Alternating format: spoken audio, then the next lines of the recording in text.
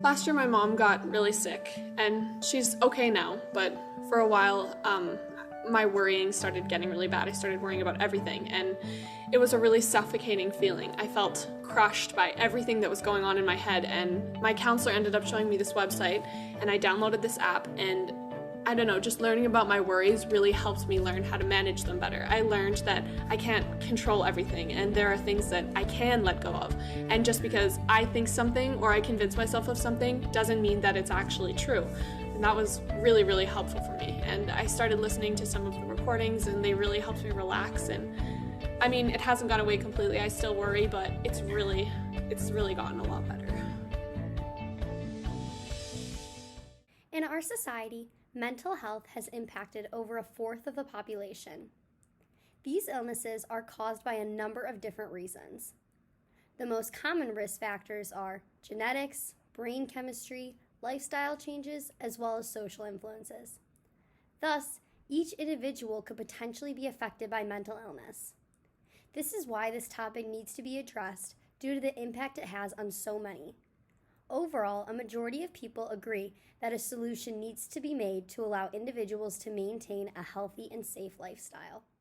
However, there is a disagreement regarding the impact that exercise has on individuals struggling with mental health illnesses. On one side of the argument, researchers believe that working out can relieve stress and produce feel-good endorphins to the body. But on the other side, individuals feel that exercise can exacerbate one's mental health problems due to social media's idea of a perfect body type. The first side argues that taking a break and going for a walk or any form of movement improves one's mood. But since those impacted by anxiety and depression struggle with their self-esteem, this may lead to overexertion during exercise to maintain a skinny body type, which can damage the heart and lead to extensive injuries. However, relaxing and taking a break from everything going on is proven to stimulate mood elevators. But that side does not realize that anxiety and depression are illnesses commonly linked with addictive behaviors which lead to overexercising. Although both sides cannot agree on the extent to which exercise may be beneficial, both arguments understand that each individual impacted by mental illness is unique. Therefore, the best way to treat these individuals and determine if limited exercise would be beneficial in their scenario is to visit a therapist to talk about their struggles and form a plan to get well. We all have stress in our lives, whether it's stress from our jobs, from our busy schedules with our kids, or even just navigating relationships with our loved ones. But talk therapy can be a great way to help manage that stress.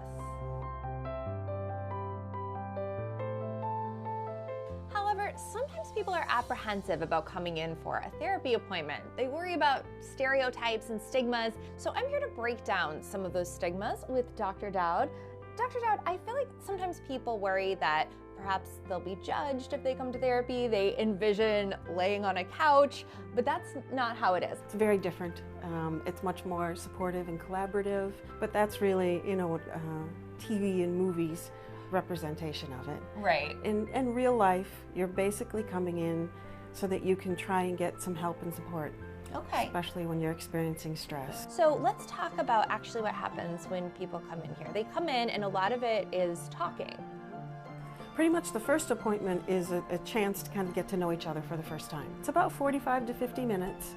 It's weekly, unless things they're particularly having trouble, then we might meet more than once a week. And then we'll start to kind of, in that first session, talk about what's been happening. What's been stressing them, what kind of experiences they have, who's important in their life, where are the conflicts, where they're experiencing struggles.